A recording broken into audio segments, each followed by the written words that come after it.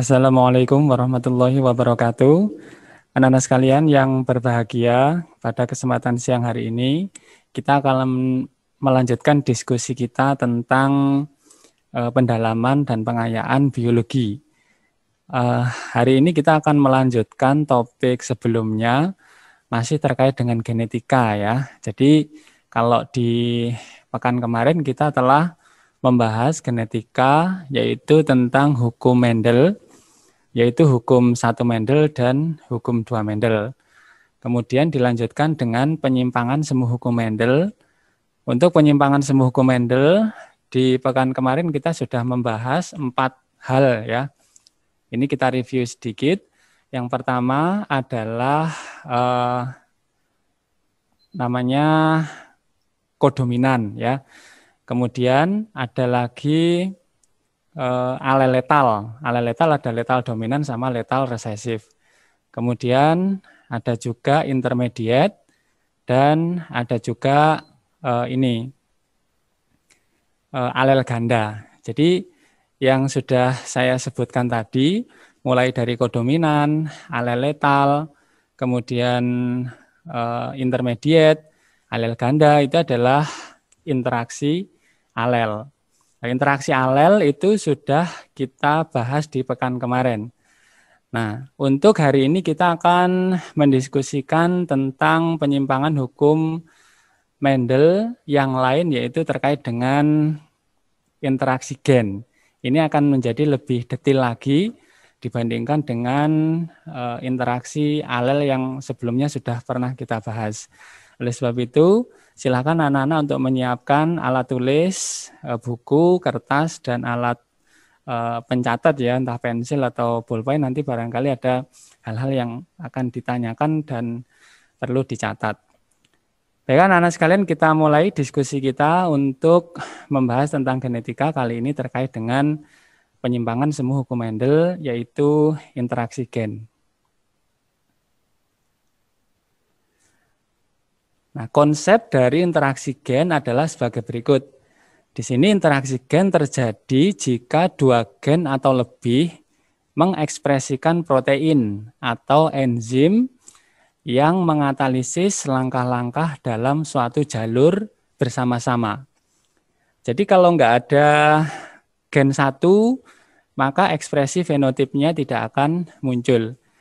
Kadang ekspresi dari gen 1 bisa menutupi ekspresi dari gen yang lain. Nah, untuk bagannya kira-kira seperti ini. Jadi di sini ada prekursor. Nah, prekursor ini adalah bahan awal yang akan diproses dalam suatu reaksi untuk menghasilkan produk akhir. Untuk mengubah prekursor menjadi produk akhir, di sini perlu reaksi kimia. Nah, di bab 2 dulu pernah kita bahas, yaitu metabolisme. Jadi metabolisme adalah seluruh reaksi kimia yang terjadi di dalam sel tubuh makhluk hidup, baik reaksi penyusunan maupun reaksi penguraian. Nah, untuk reaksi penyusunan maupun reaksi penguraian tersebut akan melibatkan enzim.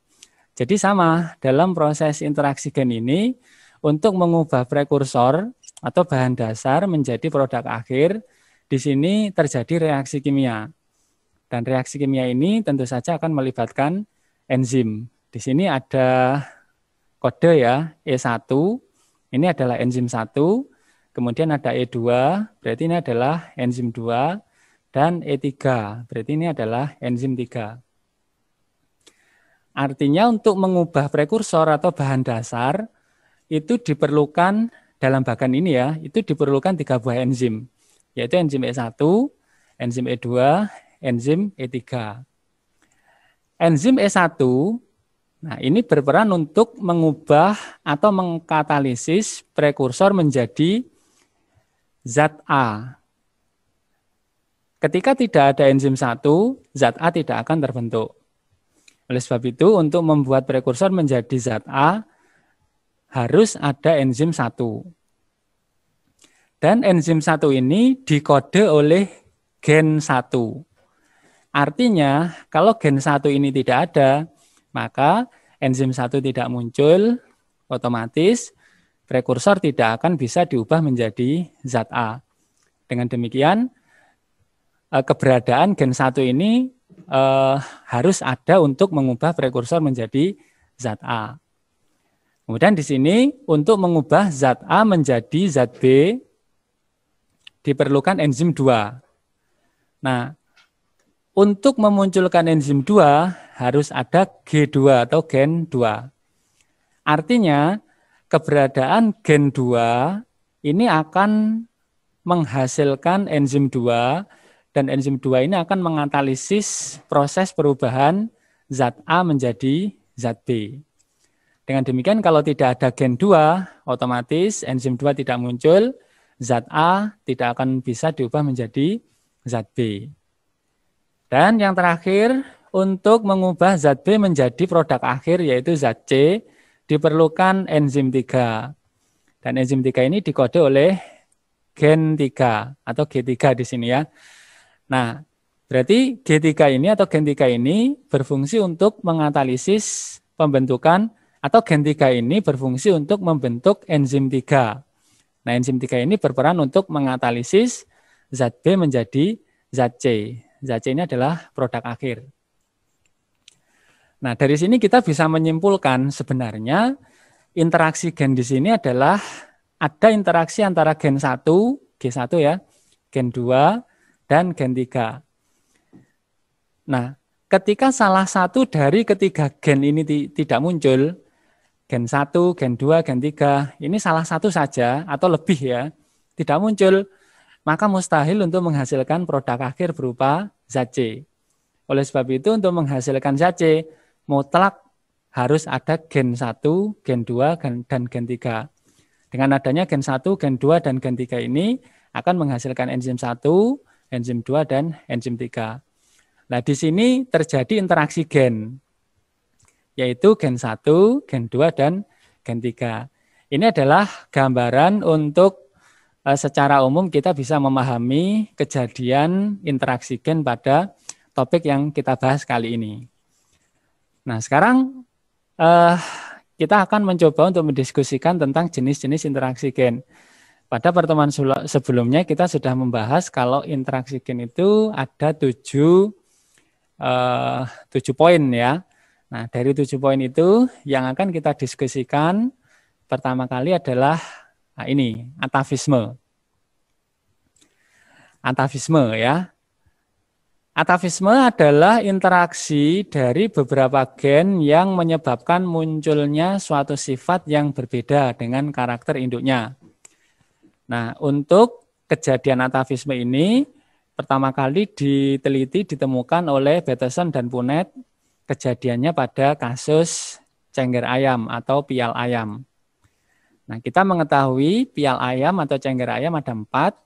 Yang pertama adalah single, kemudian pea, kemudian walnut, dan rose. Nah, kita akan melihat bagaimana interaksi gen untuk membentuk cengger tipe single, tipe pea, tipe walnut, dan tipe rose ini.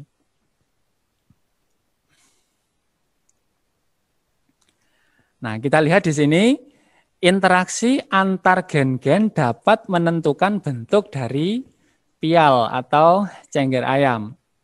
Sehingga karakter pial atau cengger ayam ini tidak hanya ditentukan oleh satu gen saja, tetapi ditentukan oleh interaksi dari gen yang berbeda. Misalnya di sini pertama ada pial walnut. Pial walnut itu kalau digambarkan seperti ini bentuknya, yang A ya. Nah, ini bentuk pialnya agak kecil dibandingkan dengan pial-pial yang lain. Pial walnut ini merupakan hasil interaksi antara gen R besar dengan gen P besar. Artinya ketika dalam sel tubuh ayam tersebut mengandung gen R besar dan P besar, maka pial yang muncul pada ayam tersebut adalah pial jenis walnut atau sumpel.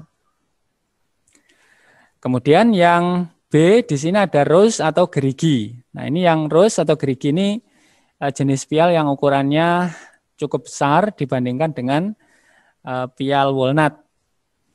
Untuk pial jenis rose atau gerigi, ini merupakan hasil interaksi dari gen R besar dengan P kecil, P kecil. Jadi kalau gen R besar dengan P besar menghasilkan walnut, tapi kalau ada R besar dengan P kecil, P kecil, interaksinya akan menghasilkan pial jenis rose atau gerigi. Kemudian yang ketiga di sini ada pial PA atau biji. Ditunjukkan oleh C ya. Di sini pial PA atau biji lebih besar dari pial walnut tapi lebih kecil dari pial rose. Ini adalah hasil interaksi dari gen R kecil dengan P besar. Nah, ini perlu kita ingat, kalau ada gen R besar berinteraksi dengan P besar munculnya adalah walnut. Kalau R besar dengan P kecil munculnya adalah rose. Kalau R kecil dengan P besar munculnya biji atau PA. Dan yang terakhir, kalau semua gennya bersifat resesif, yaitu R kecil, P kecil, akan menghasilkan pial tipe single atau bilah. Di sini pial tipe single atau bilah ini ukurannya sangat besar dibandingkan dengan bentuk pial-pial yang lain. Jadi kalau kita lihat di sini ada interaksi gen yang berbeda menghasilkan karakter fenotip yaitu pial pada ayam yang berbeda. Nah, sekarang kita akan mencoba untuk melihat bagaimana persilangannya. Nah, misalnya di sini disilangkan ayam berpial rose. Ayam berpial rose tersebut gennya adalah homozigot semua. Jadi rose itu ada R besar dengan P kecil. Di sini gen untuk ayam berpial rose dipilih homozigot R besar dengan P kecil. Nah, persilangan ayam rose dengan ayam PA, nah ayam PA-nya juga begitu. R kecil, P besar. Di sini dipilih yang bersifat homozigot juga. Berarti R kecil, P besar. Dengan demikian parentalnya kita sudah mengetahui di sini ada R besar, P kecil. Ini untuk ayam dengan pial rose dan R kecil, P besar. Ini adalah ayam berpial PA. Dengan demikian gametnya masing-masing untuk ayam berpial rose adalah R besar dan P kecil. Sedangkan untuk ayam berpial PA adalah R kecil, P besar. Cara mencari gamet pada pertemuan pekan kemarin sudah kita diskusikan. Nah, selanjutnya hasil persilangan dari ayam berpial rose dengan ayam berpial PA ini akan menghasilkan F1. Nah, R besar, R kecil, P besar, P kecil. R besar, R kecil, P besar, P kecil ini adalah ayam berpial walnut. Nah, ini menjadi sedikit berbeda dengan persilangan pada hukum Mendel kemarin. Kalau misalnya hukum Mendel kemarin kita kasih contoh misalnya ada tanaman ercis misalnya batang tinggi bunga warna putih disilangkan dengan batang pendek bunga warna ungu. Ternyata anaknya batang tinggi bunga warna ungu. Sifat pada anak ini batang tinggi dan bunga warna ungu ini merupakan sifat yang diturunkan dari kedua orang tuanya. Jadi kedua orang tuanya memiliki sifat-sifat yang ada pada anak tersebut, yaitu batang tinggi dan bunga warna ungu. Tetapi kalau kita lihat di sini, induk yang disilangkan adalah ayam berpial rose. Yang satunya lagi ayam berpial PA. Tapi kenyataannya pada anaknya sifat rose dan sifat PA ini tidak muncul sama sekali di anak. Justru malah menghasilkan karakter baru yaitu walnut. Di sini interaksi antara gen R besar dengan gen P besar yang akan menghasilkan karakter baru pada bentuk pial ayam tadi, yaitu bentuk walnut. Nah, disinilah letak penyimpangan pada peristiwa interaksi gen pada topik atavisme ini. Jadi anakannya tidak sama dengan induknya, tetapi justru malah menghasilkan tipe baru atau tipe yang berbeda dari kedua induknya. Gitu. Ini di sini terjadi penyimpangan pada anakan yang berbeda dari induk. Kemudian kita akan mencari F2. Nah, gimana Pak cara mencari F2? Ya berarti kita harus menyilangkan F1 dengan sesamanya. Tadi F1-nya sudah kita ketemukan ya. R besar, R kecil, B besar, B kecil. Berarti ayam walnut yang kedua-duanya bersifat, gennya bersifat heterozigot. R besar, R kecil, B besar, B kecil. Berarti gametnya kita temukan R besar, B besar, R besar, B kecil, R kecil, B besar, dan R kecil, B kecil. Sama ya. Selanjutnya bagaimana nih untuk rasio fenotipe pada F2? Nah ini. Rasio fenotipe pada F2, jadi gametnya sudah kita temukan, ada R besar, B besar, R besar, B kecil, kemudian R kecil, B besar, dan R kecil, B kecil. Sama yang di sini, R besar, B besar, R besar, B kecil, R kecil, B besar, dan R kecil, B kecil. Dari persilangan ini akan menghasilkan 4 tipe pial, yaitu pial walnut, pial rose, pial PA, dan single. Nah, tadi di depan sudah kita bahas juga ya. Ini untuk interaksi gennya, kalau ada R besar dengan P besar akan menghasilkan pial walnut. Berarti kalau kita hitung di sini walnutnya ada 9 ya. Ada ini walnut 1, 2, 3, 4, 5, 6, 7, 8, 9. Jadi untuk walnutnya ada 9. Kemudian untuk rose, berarti rose ini adalah R besar dengan P kecil, P kecil. Interaksi antara gen R besar dengan P kecil, P kecil. Di sini ada berapa? Ada 3. Kita lihat dulu rose, berarti di sini 1, kemudian 2, nah kemudian di sini 3. Selanjutnya pial PA. PA di sini adalah interaksi antara gen R kecil dengan P besar. Di sini juga ada 3, yaitu di sini ya 1, kemudian 2, kemudian 3 di sini. Dan yang terakhir adalah pial single atau bilah. Nah di sini ada 1, R kecil, B kecil, B kecil. Dengan demikian kita bisa mengetahui rasio fenotipe pada F2 dari persilangan ayam berpial walnut yang bersifat heterozigot. R besar, R kecil, B besar, B kecil disilangkan dengan R besar, R kecil, B besar, B kecil menghasilkan rasio fenotip pada F2 yaitu walnut banding rose banding PA banding single 9 banding 3 banding 3 banding 1. Loh Pak, berarti kalau gitu rasio fenotipenya pada F2 sama dengan pada rasio fenotip pada F2 hukum 2 Mendel. Iya sama, 9 banding 3 banding 3 banding 1. Tetapi bedanya pada kasus atavisme ini muncul karakter baru yang tidak ada pada induknya tadi. Yaitu induknya tadi yang disilangkan adalah ayam berpial rose dengan ayam berpial PA, maka anaknya menghasilkan ayam berpial walnut. Nah, karakter baru ini yang tidak ada pada hukum Mendel. Oleh sebab itu, walaupun rasio fenotipe F2-nya sama dengan hukum Mendel, hukum 2 Mendel, akan tetapi karena muncul karakter baru pada anak, maka ini dikatakan menyimpang dari hukum Mendel. Oleh sebab itu, untuk kasus atavisme ini disebut dengan penyimpangan semu hukum Mendel. Nah, ini untuk kejadian yang pertama. Silahkan sambil dipahami sebentar. Habis ini kita lanjut ke kejadian interaksi gen yang kedua. Ini saya menjelaskannya agak pelan-pelan, nanti ada jeda-jeda begitu biar anak-anak bisa memahami dengan mudah. Gitu. Oke, selanjutnya kita bahas untuk interaksi gen yang kedua.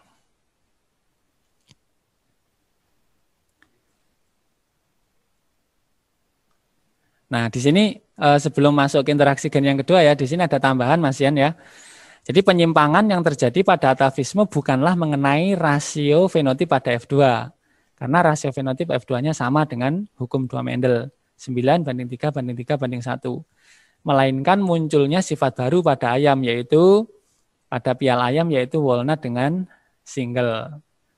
Nah, tipe Jengger walnut merupakan hasil interaksi dari dua gen dominan yang berdiri sendiri-sendiri, yaitu R besar dengan P besar. Kalau tipe single tadi adalah dua gen yang resesif, yaitu R kecil, P kecil, P kecil.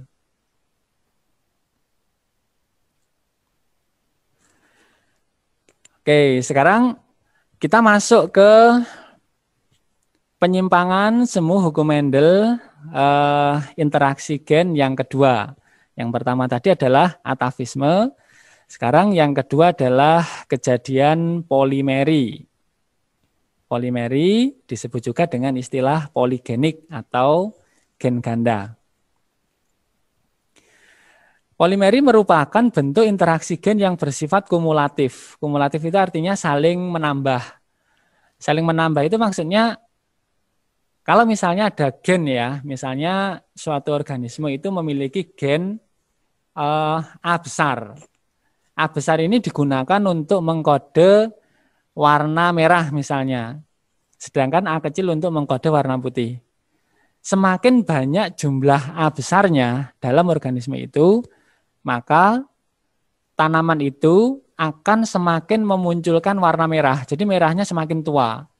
Semakin sedikit A kecilnya, semakin sedikit A besarnya, maka akan merahnya semakin pudar. Dan ketika tidak ada A besar, maka baru memunculkan warna putih gitu.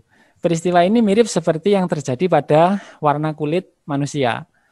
Jadi kalau pada warna kulit manusia itu kan ada yang hitam ya, ada yang gelap begitu, terus kemudian ada yang sawo matang, gradasi-gradasi, kemudian ada yang ke arah kuning langsat, ada yang ke arah putih sekali, yaitu albino ya. Jadi semakin banyak gen yang digunakan untuk membentuk pigmen melanin, maka ekspresi dari gen tersebut akan menghasilkan melanin yang jumlahnya banyak sehingga kulit seseorang akan menjadi semakin berwarna gelap. Kalau kita orang Indonesia ya, itu rata-rata kebanyakan warna kulitnya adalah sawo matang gitu. Oke, ini adalah kejadian polimeri. Nah, sifatnya adalah kumulatif, jadi saling menambah. Polimeri terjadi akibat adanya interaksi antara dua gen atau lebih, sehingga disebut juga dengan istilah gen ganda. Kejadian ini diteliti oleh Nelson dan Ehle. Nah, kalau di interaksi alel pada pertemuan sebelumnya kita membahas adanya peristiwa intermediat ya. Kalau intermediat itu kan kemarin ada bunga snapdragon warna merah, kemudian disilangkan dengan warna putih. Ternyata muncul anakan yaitu merah muda. Jadi merahnya muncul sebagian, putihnya juga muncul sebagian. Nah, kejadian polimeri atau poligenik ini mirip dengan kejadian intermediat itu. Jadi peristiwa polimeri mirip dengan persilangan dihibrid dominan tidak penuh atau intermediate. Salah satu kejadian polimeri atau poligenik ini adalah pada gandum warna merah. Nah, sekarang kita lihat bagaimana persilangan pada tanaman gandum warna merah ini.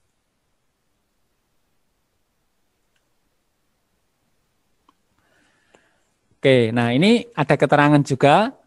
Peristiwa polimeri terjadi juga pada warna kulit manusia dan biji gandum berwarna merah yang disilangkan dengan gandum berwarna putih. Lalu menghasilkan variasi warna gandum yang beragam. Tapi ya gradasi dari merah ke arah putih saja, nggak ada warna-warna lain selain itu. Nah, misalnya di sini disilangkan gandum berbiji merah gelap. Merah gelap itu dikode oleh gen M besar 1, M besar 1, M besar 2, M besar 2. Kenapa gennya sama, Pak? M, M, M, M. Hanya dibedakan M1, M1, M2, M2. Itu karena kedua gen tersebut sama-sama digunakan untuk mengontrol munculnya warna pada biji gandum. Jadi gen-gen ini sama-sama berfungsi untuk mengontrol warna pada biji gandum. Oleh sebab itu gennya dilambangkan dengan huruf yang sama gitu ya. Kemudian gandum disilangkan dengan gandum berbiji putih. M kecil 1, M kecil 1, M kecil 2, M kecil 2. Jadi kalau ada M kecil semua baru muncul warna putih. Kalau ada M besar semua ini akan muncul warna merah gelap. Nah, nanti kejadian pada polimer ini adalah semakin banyak jumlah M besarnya, warna merahnya akan semakin tua, semakin gelap. Di sini untuk yang disilangkan ada 4 M besar, sehingga di sini menghasilkan warna merah gelap. Nanti kalau M besarnya kurang 1, jadi misalnya M besar 1, M besar 1, M besar 2, M kecil 2 misalnya, jadi M besarnya ada 3, nanti warna merah gelapnya akan semakin pudar. Jadi ini dikatakan sebagai sifat kumulatif atau menambah gitu ya. Jadi dari sini kita bisa melihat parentalnya M besar 1, M besar 1, M besar 2, dan M besar 2. Ini untuk yang merah gelap. Kemudian untuk yang putih ada M kecil 1, M kecil 1, M kecil 2, M kecil 2. Otomatis gametnya adalah M besar 1, M besar 2, dan M kecil 1, M kecil 2. Berarti F1-nya di sini M besar 1, M kecil 1. M besar 2, M kecil 2. Ternyata anaknya ya tetap berwarna merah, tetapi merahnya menjadi merah sedang. Kenapa? Karena di sini, nah lihat M besarnya hanya ada 2. Jadi warna merahnya menjadi berkurang. Kalau tadi ada M besar 1, M besar 1, M besar 2, M besar 2, di induknya ini adalah merah gelap. Karena ada 4 M besar. Sekarang tinggal 2 M besar saja. Jadi warna merahnya menjadi berkurang. Sehingga di sini F1-nya adalah merah sedang. Sekarang kita akan mencari F2-nya. Gimana Pak caranya? Berarti harus menyilangkan antar F1. Berarti persilangan antar gandum merah sedang dari F1, berarti M besar 1, M kecil 1, M besar 2, M kecil 2 disilangkan dengan sesamanya di sini ya. Nah, berarti dengan cara yang sama dengan cara sebelumnya kita bisa mendapatkan gamet yaitu M besar 1, M besar 2, M besar 1, M kecil 2, M kecil 1, M besar 2, dan M kecil 1, M kecil 2. Di sini sama gametnya. Sekarang kita akan melihat gimana tuh rasio fenotip pada F2-nya.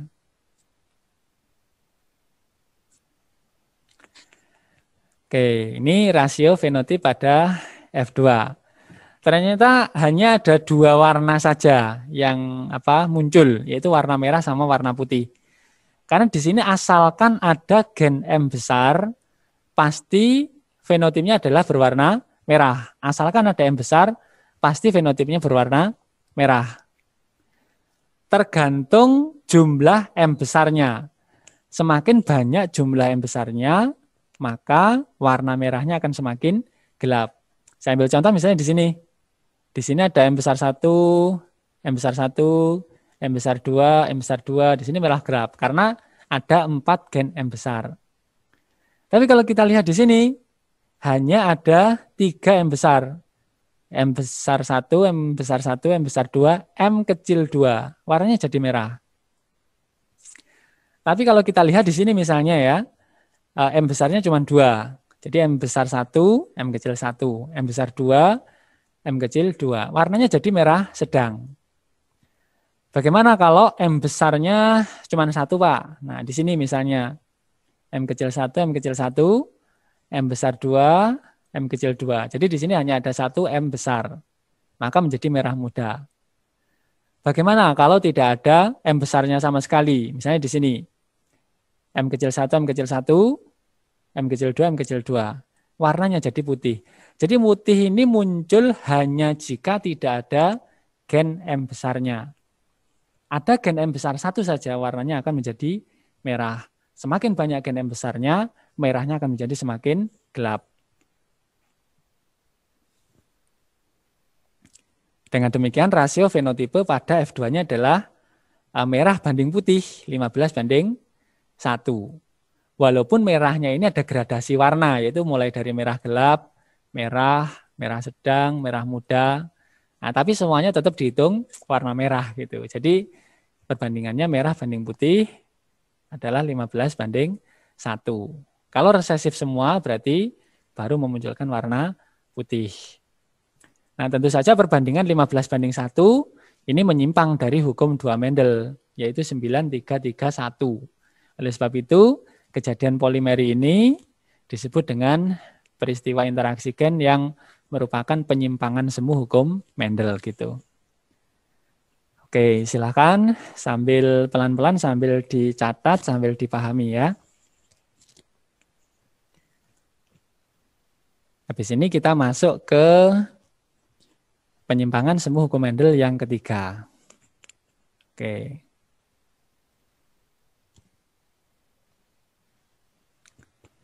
Saya kasih jeda dulu biar anak-anak bisa memahami. Nanti yang belum dipahami silahkan dicatat dulu, nanti di akhir proses penyampaian materi ada diskusi dan tanya jawab ya.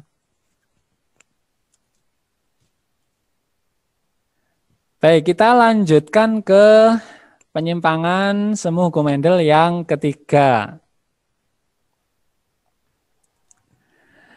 Yaitu kejadian kriptomeri.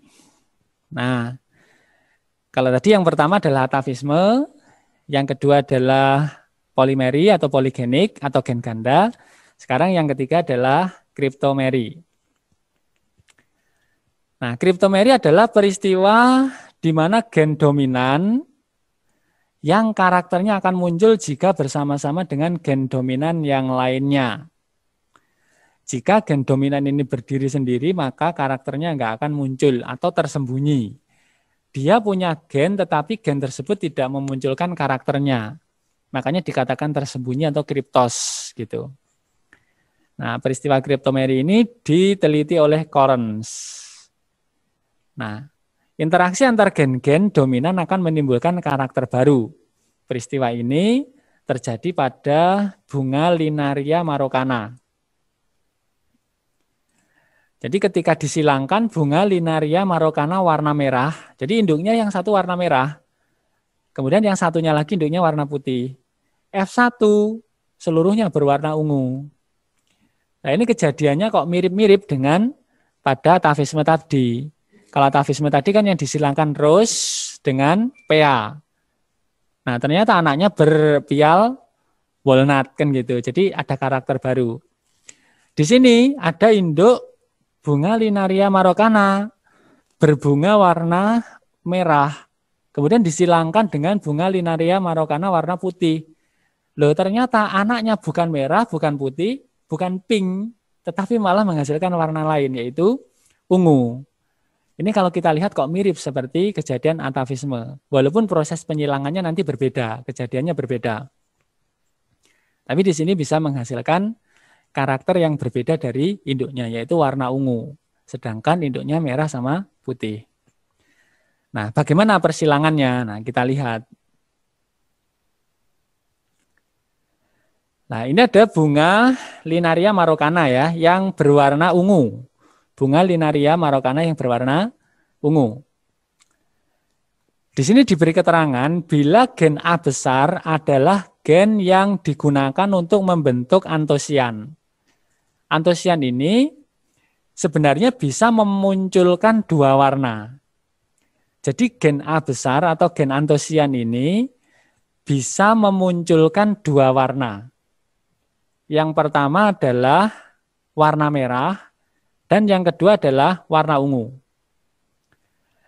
Jadi kalau tanaman itu memiliki gen antosian, jadi tanaman Linaria marokana kalau di dalam selnya ada gen antosian, tanaman ini bisa memunculkan dua warna. Yang pertama warna merah, yang kedua warna ungu. Nah, dalam kondisi apa muncul warna merah, dalam kondisi apa muncul warna ungu? Nah, ini keterangan selanjutnya. ketika gen A besar atau gen pengontrol antosian ini berada dalam kondisi lingkungan yang basah, basah itu dikode oleh B besar, gen B besar. Maka akan ada interaksi antara gen A besar dengan gen B besar. Gen A besar ini adalah gen pembentuk antosian, gen B besar ini adalah gen pembentuk kondisi plasma basah. Maka akan memunculkan warna ungu. Jadi warna ungu itu akan muncul kalau ada gen antosian berada dalam kondisi lingkungan sitoplasma yang basah. Baru memunculkan warna ungu. Tapi kalau gen antosian tersebut berada dalam kondisi lingkungan yang asam, dikode oleh B kecil, berarti A besar dengan B kecil, maka akan menghasilkan warna merah gitu. Makanya bila tanaman Linaria marokana ini punya gen A besar ya, pasti akan menghasilkan dua warna. Pertama ungu, kalau lingkungan plasmanya basah, akan berwarna merah kalau lingkungan plasmanya asam. Nah, gimana Pak kalau seandainya tanaman ini nggak punya gen A besar, nggak punya antosian?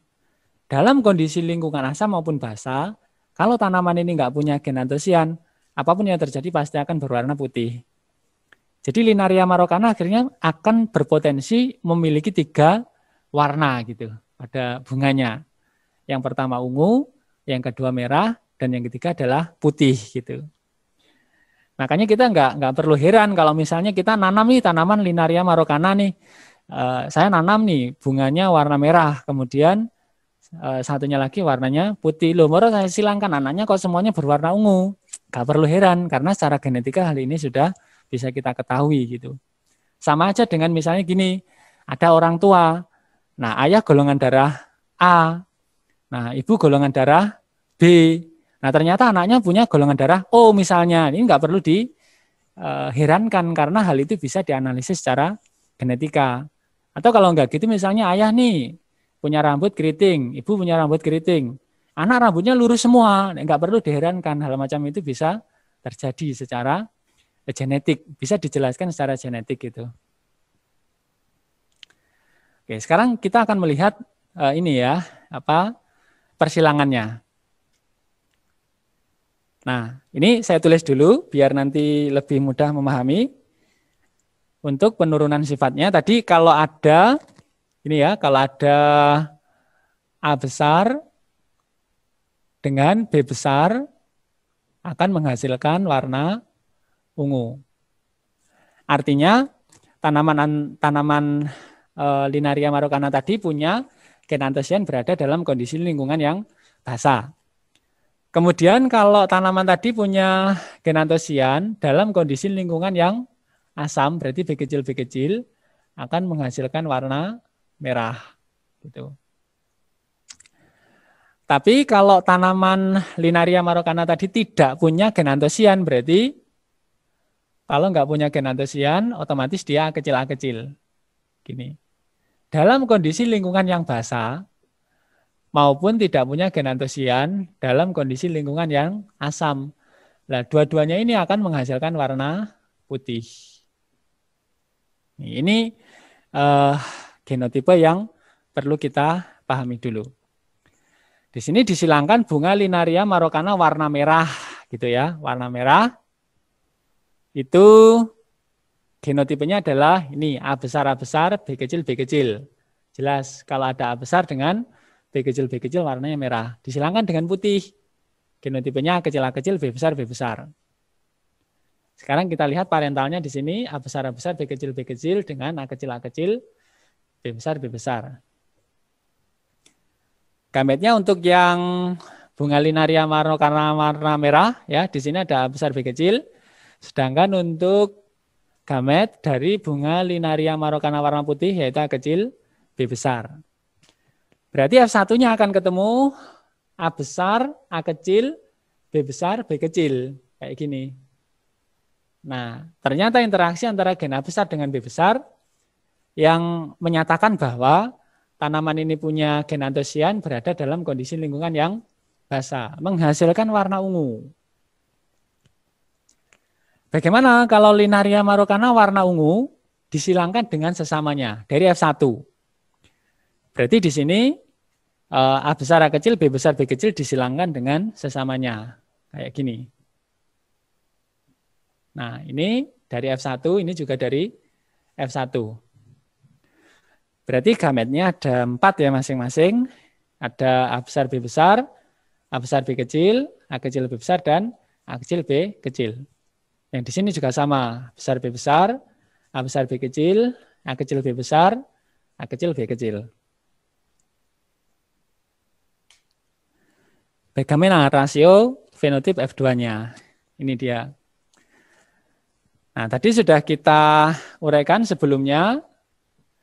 Kalau ada A besar dengan B besar, berarti tanaman itu punya gen antosian dalam kondisi lingkungan yang basah, menghasilkan warna ungu. Kita lihat di situ ungunya adalah 9. Kita cek dulu. Ungu, asalkan ada A besar dengan B besar, pasti warnanya ungu. Ini ya. 1, 2, 3, 4, 5, 6, 7, 8, 9. Jadi ungunya ada 9. Kemudian warna merah dulu. Di sini merahnya ada 3. Merah itu kalau ada A besar dengan B kecil, B kecil. Misalnya ini. 1, 2. Nah, satu lagi di sini. 3. A besar dengan B kecil. A besar dengan B kecil, B kecil. Dan yang terakhir di sini ada putih. Putihnya berjumlah 4. Untuk putih itu asalkan tidak punya gen A besar. Jadi A kecil B besar atau A kecil B kecil B kecil. Itu menghasilkan warna putih. Ada 4, 1, 2, 3, 4. Nah, berarti rasio fenotipe pada F2 untuk kejadian kriptomeri ini adalah ungu banding merah banding putih adalah 9 banding 3 banding 4. Gitu. Jadi kalau di atavisme tadi 9331 menyimpang karena memunculkan karakter baru. Kemudian yang kedua tadi ada polimeri, perbandingannya 15 banding 1, jelas menyimpang secara perbandingan.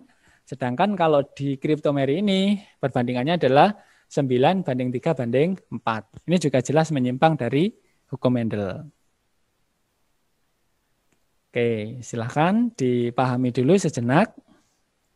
Habis ini kita lanjut ke interaksi gen yang keempat. Nah, interaksi gen yang sudah kita bahas ada 3 poin. Nanti ada 7 poin ya totalnya, masih ada 4 lagi.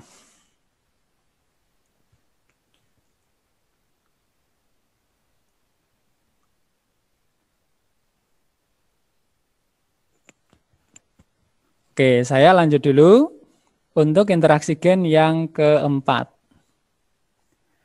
Ada kejadian epistasis hipostasis. Nanti epistasis hipostasis ini kita bisa bedakan jadi 3 ya. Ada epistasis dominan, epistasis resesif, dan epistasis dominan rangkap. Apa itu peristiwa epistasis dan hipostasis? Epistasis hipostasis merupakan interaksi beberapa gen yang mana ada gen yang menutupi atau epistasis dan gen yang ditutupi atau hipostasis. Epistasis dan hipostasis ini diteliti, ditemukan oleh Nelson dan Ehle. Interaksinya nanti ada interaksi berupa gen-gen dominan yang disebut dengan epistasis dominan, ada interaksi gen-gen resesif atau epistasis resesif, dan epistasis dominan rangkap. Kita bahas terlebih dahulu yang pertama epistasis dominan. Nah ini, epistasis dominan, peristiwa epistasis dominan ini terjadi pada gandum. Yang mana persilangan gandum warna kulit putih dengan warna kuning menghasilkan warna kulit gandum F1 semuanya putih. Ini tidak kita bahas ya, ini untuk informasi supaya kita tahu. Kejadian epistasis bisa terjadi pada gandum kulit kuning sama kulit putih. Nah, yang akan kita bahas di sini nanti adalah epistasis dominan pada tanaman labu. Di sini sifat epistasis dominan merupakan interaksi gen dominan yang mengalahkan gen dominan yang lain yang bukan alelnya. Jadi bukan pasangan gennya. Di sini ada kejadian, ada 3 warna labu ya. Di sini ada labu warna putih, kemudian ada labu warna kuning, dan ada labu warna hijau. Bagaimana muncul labu warna putih, bagaimana muncul labu warna kuning, dan bagaimana muncul labu warna hijau. Ini yang akan kita bahas.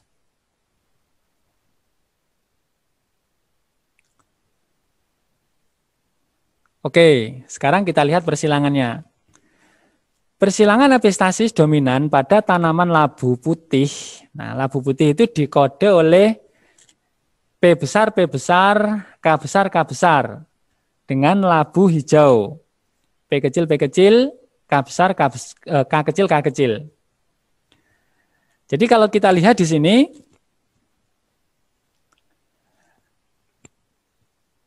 putih itu genotipenya P besar, P besar, K besar, K besar. Sedangkan hijau di sini P kecil, P kecil, K kecil, K kecil. Ketika kita silangkan labu putih dengan labu hijau, jadi P besar, P besar, K besar, K besar dengan P kecil, P kecil, K kecil, K kecil, kita temukan gametnya yaitu P besar, K besar dengan P kecil, K kecil. Ternyata F1-nya P besar, P kecil, K besar, K kecil. Munculnya putih. Hijaunya nggak muncul, kuningnya juga nggak muncul gitu. Kenapa begitu? Karena ternyata keberadaan gen P besar, gen pengkode warna putih, itu bersifat epistasis. Epistasis atau menutupi. Gen K besar, kuning. Jadi dikatakan epistasis dominan itu adalah ketika ada gen dominan menutupi ekspresi dari gen dominan yang lain. Nah, sekarang kita akan melihat persilangan antar labu putih dari F1. Berarti P besar, P kecil, K besar, K kecil. Kita silangkan dengan sesamanya. Di sini induknya berarti P besar, P kecil, K besar, K kecil dengan P besar, P kecil, K besar, K kecil. Gametnya ya sama seperti sebelumnya, P besar, K besar, P besar, K kecil, P kecil, K besar, dan P kecil, K kecil. Di sini sama. Nah, sekarang kita lihat bagaimana persilangannya. Nah, ini. Untuk genotipnya, tadi dibilang bahwa P besar dominan terhadap, P besar epistasis ya, terhadap K besar. Artinya, asalkan ada gen P besar, pasti akan menghasilkan gandum warna putih. Gandum warna kuning akan muncul kalau ada gen K besar, tetapi bersamaan dengan gen P kecil, P kecil. Sedangkan gandum yang berwarna hijau kalau semua gen bersifat resesif. Sehingga di sini, asalkan ada gen P besar, akan menghasilkan warna putih. Walaupun gen P besar ini berinteraksi dengan K besar. K besarnya nggak akan muncul. Kenapa? Karena gen K besar, walaupun dia dominan, sifat dari K besar tadi ditutupi oleh gen P besar. Karena P besar bersifat epistasis, sedangkan K besar bersifat hipostasis. Jadi asalkan ada gen P besar, pasti di situ warna labunya akan putih. Nah, yang kedua di sini ada gen P kecil, K besar. Nah, baru akan menghasilkan warna kuning. Ada gen K besar mengkode warna kuning, tetapi enggak ada gen P besar berinteraksi dengan gen P kecil, baru muncul warna kuningnya. Sedangkan warna hijau akan muncul kalau enggak ada gen P besar dengan K besar. Kalau enggak ada gen P besar dengan K besar, berarti di sini P kecil, K kecil, baru akan menghasilkan warna hijau. Berarti gimana nih untuk rasio fenotip pada F2 antara putih, kuning, dan hijau. Putih ternyata di sini ada 12. Kita cek dulu nih. Asalkan ada P besar pasti ya berwarna putih. Asalkan ada P besar, ini P besar pasti putih. Ini P besar pasti putih. Jadi kita hitung nih putihnya. 1, 2, 3, 4, 5, 6, 7, 8, 9, 10, Nah ini 11, 12. Kuningnya asalkan ada K besar tanpa P besar.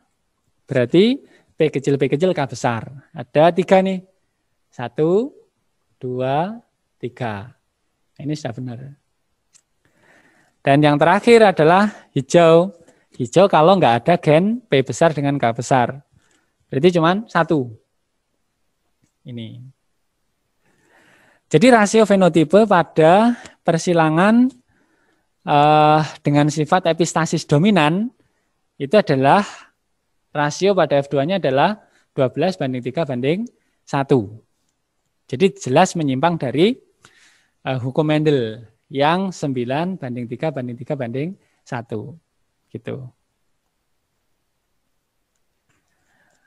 Oke, kita review sedikit biar nanti ingat ya. Saya ulang-ulang biar semakin materinya semakin mudah diingat. Jadi penyimpangan semu hukum Mendel hari ini yang sudah kita bahas ada 4 ya.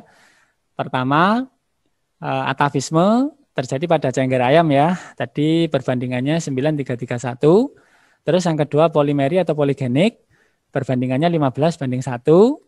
Terus yang ketiga kriptomeri. Perbandingannya 934. Kemudian sekarang epistasis dominan yaitu 1231. Oke.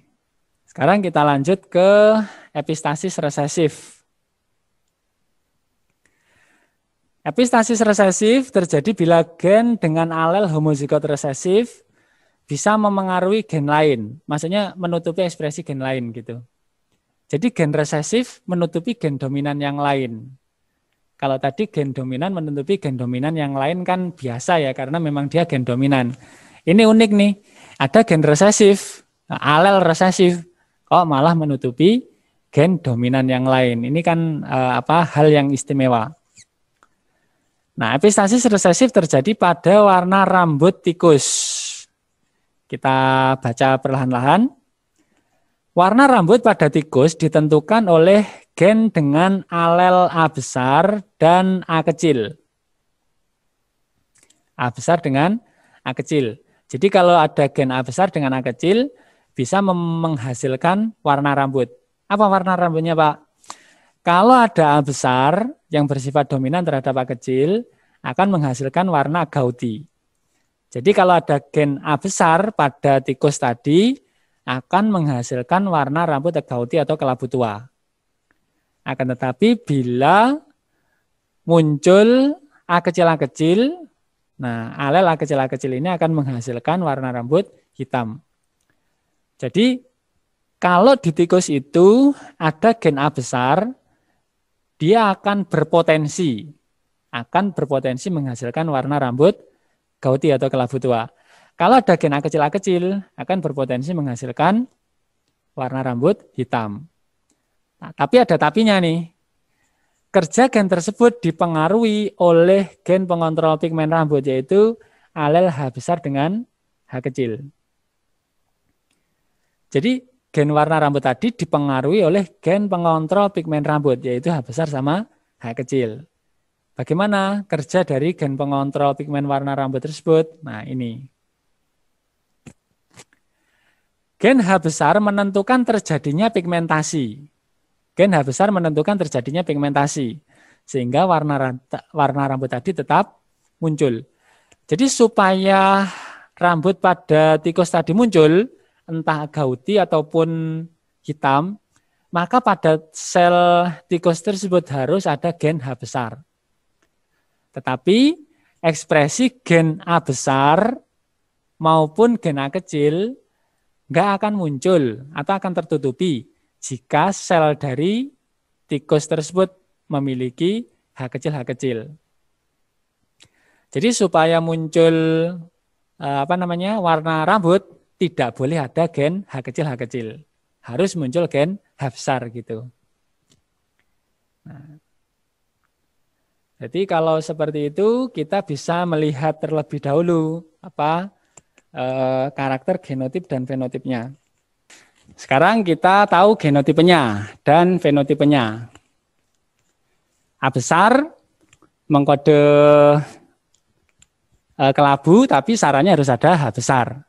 A kecil mengkode hitam, sarannya harus ada H besar.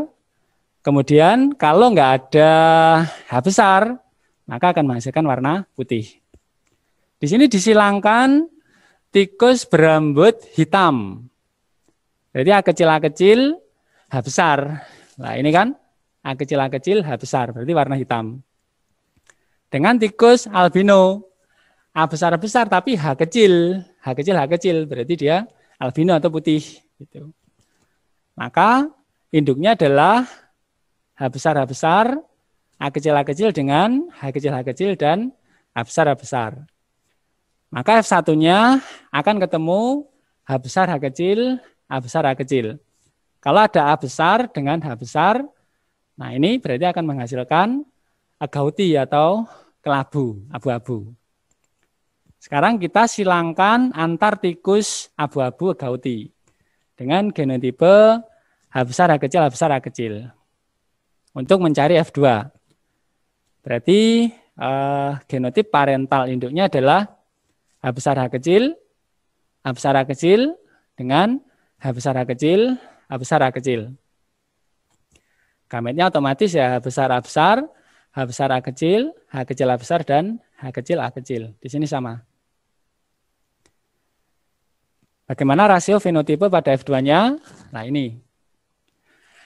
Rasio fenotipe pada F2 adalah sebagai berikut. Kalau ada A besar dengan H besar, akan muncul kelabu atau gouti. Tadi sudah kita tulis di depan.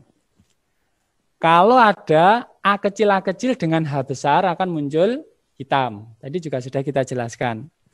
Tetapi tanpa adanya H besar, nah seperti ini, H kecil A besar maupun H kecil A kecil, baru muncul albino atau putih. Ternyata abu-abu gautinya ada 9 di sini. Kita cek. Nah di sini 1, 2, 3, 4, 5, 6, 7, 8, 9. Oke. Kemudian hitamnya berarti H besar, A kecil. Di situ ada 3 ya. Kita cek dulu. Nah, ini 1, 2, 3. Sisanya putih. Kalau nggak ada H besarnya putih semua nih. Ini H kecil putih, H kecil putih, H kecil putih. Putihnya ada 4. 1, 2, 3, 4. Jadi rasio fenotipe pada F2 untuk kejadian epistasis resesif ini adalah 9:3:4 gitu. Ini mirip seperti rasio fenotip pada kejadian kriptomeri ya, 9:3:4. Oke, tinggal 2 yang akan kita diskusikan, yaitu epistasis dominan rangkap dan gen komplementer. Nah, sekarang kita bahas untuk epistasis dominan rangkap. Epistasis dominan rangkap merupakan peristiwa 2 gen dominan epistasis atau lebih yang bekerja untuk memunculkan satu fenotip tunggal. Jadi pokoknya ada 1 gen dominan saja, itu sudah bisa menghasilkan karakter yang dimaksud. Gen dominannya terserah, nanti bisa gen A, A besar, bisa gen B besar. Ataupun 2 gen dominan itu muncul bareng, itu juga akan menghasilkan fenotip yang sama. Hal ini dapat disebut dengan istilah gen redundancy, karena jumlah gen dari epistasis tidak merubah ekspresi fenotip. Jadi gen dominannya misalnya A besar, ekspresinya ya itu, gen B besar, ekspresinya ya itu, gen A besar dan B besar muncul bareng, ekspresinya ya sama. Jadi nggak mengubah ekspresi dari fenotip sama sekali. Pokoknya ada gen dominan, ekspresinya ya yang dimaksud itu. Dalam epistasis dominan rangkap, salah satu gen dominan atau bersama-sama gen dominan lain memunculkan satu sifat. Namun bila nggak ada gen dominan yang dimaksud, berarti sifat resesifnya yang akan muncul. Nah, kejadian ini terjadi pada tanaman kantong gembala, biji kantong gembala. Ada 2 bentuk biji. Yang pertama adalah bentuk biji segitiga dan oval. Bentuk biji segitiga itu dikode oleh gen A besar dan B besar muncul bareng-bareng. Atau B besar saja yang muncul, atau A besar saja yang muncul. Jadi ketika ada gen A besar, B besar muncul, atau B besar saja yang muncul, atau A besar saja yang muncul, ekspresi fenotipnya sama, yaitu bentuk biji segitiga. Tapi kalau nggak ada satupun gen dominan muncul, baru akan menghasilkan bentuk oval. Misalnya di sini ada A kecil, A kecil, B kecil, B kecil, baru muncul ovalnya gitu. Nanti sudah bisa kita tebak nih perbandingan rasio fenotip F2-nya langsung bisa kita tebak ini pada F2-nya. Pasti 15:1. Mirip seperti pada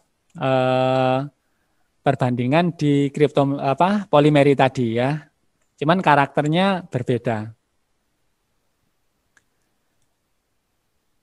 Oke, sekarang kita silangkan kantong gembala biji bentuk segitiga ya. Di sini genotipenya homozigot semua, A besar, A besar, B besar, B besar. Dengan kantong gembala bijinya berbentuk oval, A kecil, A kecil, B kecil, B kecil. Otomatis parentalnya A besar, A besar, B besar, B besar dengan A kecil, A kecil, B kecil, B kecil. Gametnya diketahui A besar, B besar, A kecil, B kecil. F1-nya berarti A besar, A kecil, B besar, B kecil.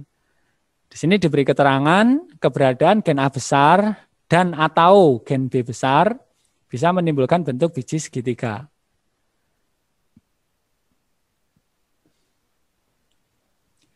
Bagaimana F2-nya? Berarti kita silangkan F1 dengan sesamanya. Berarti F1-nya kan A besar, A kecil, B besar, B kecil ya. Ini A besar, A kecil, B besar, B kecil, kita silangkan dengan sesamanya. Berarti gametnya A besar, B besar, A besar, B kecil, A kecil, B besar, dan A kecil, B kecil. Di sini sama. Nah, sekarang kita akan melihat bagaimana rasio fenotipe pada F2-nya. Nah ini. Epistasis dominan rangkap, itu kalau ada gen A besar dengan B besar, A besar dengan B kecil, B kecil, A kecil dengan B besar, genotip ini akan menghasilkan bentuk biji segitiga. Asalkan ada gen dominannya akan menghasilkan bentuk biji segitiga. Tapi kalau nggak ada gen dominan, nah misalnya di sini A kecil, B kecil, akan menghasilkan bentuk oval gitu. Jadi langsung bisa diketahui semuanya akan berbentuk segitiga kecuali satu ini. A kecil, B kecil, ini oval. Jadi rasio fenotipe pada F2-nya adalah 15:1. 15 untuk bentuk biji segitiga dan 1 untuk bentuk biji oval gitu. Oke, silahkan dipahami terlebih dahulu. Tinggal satu yang akan kita diskusikan untuk interaksi gen ini.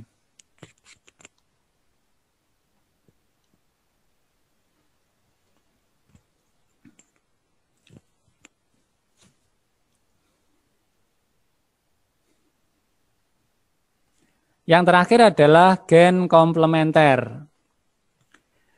Gen komplementer merupakan interaksi gen yang saling melengkapi. Jika satu gen tidak muncul, maka sifat gen komplemennya juga nggak muncul atau tidak sempurna. Nah, kejadian gen komplementer ini diteliti oleh Peterson dan Punnett pada bunga Lathyrus odoratus. Nah, bunga Lathyrus odoratus ini memiliki dua warna. Yang pertama warna ungu, ini dikode oleh dua gen dominan yang saling komplement. Dan bunga warna putih itu kalau tidak dua gen dominan yang komplement tadi tidak muncul, sehingga akan menghasilkan bunga warna putih. Analisis genotipnya sebagai berikut. Nah, di sini ada gen C besar. Gen C besar ini gen yang digunakan untuk membentuk pigmen warna ungu. Tetapi ekspresi gen C besar ini tidak akan muncul pada tanaman Lathyrus odoratus ini kalau tidak ada gen P besar. Gen P besar ini adalah gen yang membentuk enzim pengaktif.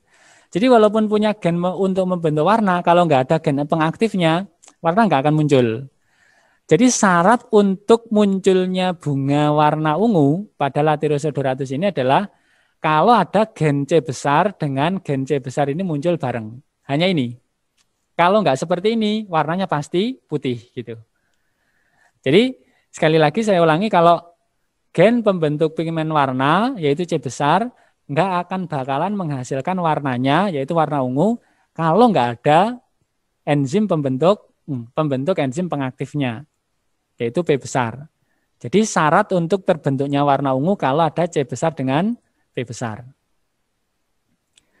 Nah, berdasarkan karakter gen-gen tersebut, maka warna bunga ungu ya hanya akan muncul jika kedua gen yaitu penghasil pigmen dan penghasil enzim bertemu. Kalau enggak, warnanya akan putih. Sekarang kita lihat untuk persilangannya. Sebelum lihat ke persilangan, kita lihat analisis genotipenya dulu ya. Jadi kalau ada C besar dengan P besar, akan menghasilkan warna ungu. C besar dengan P kecil C kecil dengan P besar, C kecil, P kecil, P kecil. Nah ini semuanya akan menghasilkan warna putih. Gitu. Persilangan bunga Lathyrus odoratus warna putih. Nah, C besar, P kecil, P kecil. Dengan putih, C kecil, P besar, P besar. Berarti parentalnya adalah C besar dengan P kecil, dan C kecil dengan P besar, P besar. Gametnya C besar, P kecil, dan C kecil, P besar. Ternyata F1-nya adalah C besar, P besar, P kecil. Warnanya ungu. Ya, karena di sini ada gen C besar ketemu dengan P besar gitu.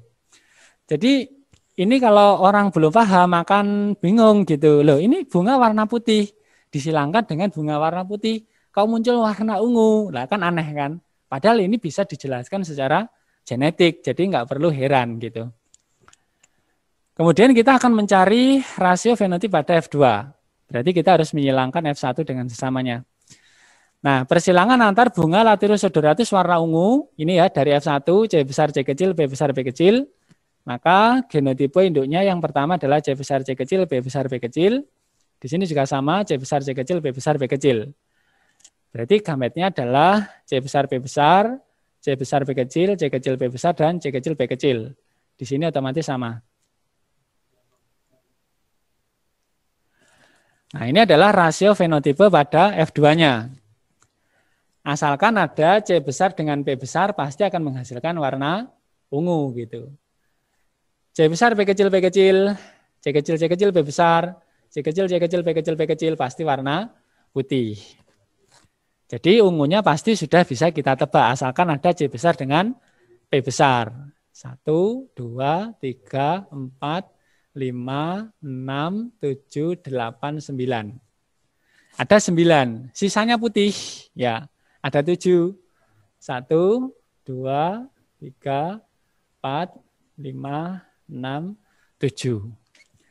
Jadi rasio fenotipe pada F2 untuk kejadian gen komplementer ini adalah 9:7. Gitu. Kesimpulannya adalah pada interaksi gen yang kita bahas, ada 7 ya hari ini ya. Yang pertama adalah atavisme. Perbandingannya adalah 9:3:1, tapi muncul karakter baru yaitu walnut dan single. Kemudian yang kedua adalah polimeri, tadi pada gandum warna merah dan warna putih ya, perbandingannya 15:1. Yang ketiga tadi ada kriptomeri, rasio fenotipe F2-nya adalah 9:3:4. Kemudian ada epistasis dominan, rasio fenotipenya adalah 12:3:1. Kemudian ada epistasis resesif 9:3:4. Kemudian ada epistasis dominan rangkap yaitu 15:1. Dan yang terakhir adalah kejadian gen komplementer yaitu 9:7. Ini yang kita diskusikan hari ini. Insya Allah untuk pertemuan minggu depan, pekan depan kita akan coba ya latihan soal untuk topik genetika ini ya.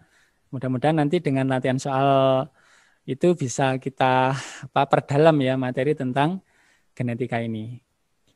Sekarang waktu sudah menunjukkan pukul 14.21. Mungkin ada pertanyaan dari anak-anak, kami persilahkan ya. Mungkin 1 atau 2 penanya gitu. Baik, kalau tidak ada pertanyaan, kita cukupkan diskusi kita siang hari ini sampai di sini ya. Insya Allah untuk pekan depan kita sambung lagi dengan latihan soal. Mudah-mudahan ilmu yang kita bahas pada kesempatan siang hari ini mendapatkan berkah dan bermanfaat ya. Terima kasih, mohon maaf, selamat belajar dan tetap jaga kesehatan. Wassalamualaikum warahmatullahi wabarakatuh.